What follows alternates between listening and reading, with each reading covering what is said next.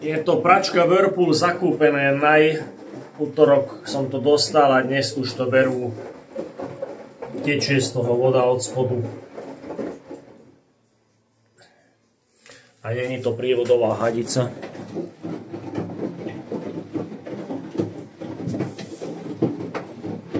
Tá je suchá.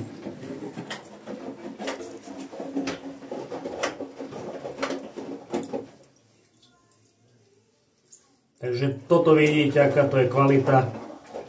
Nová pračka z Naj. Ja tu ešte píšu 10-ročná záruka.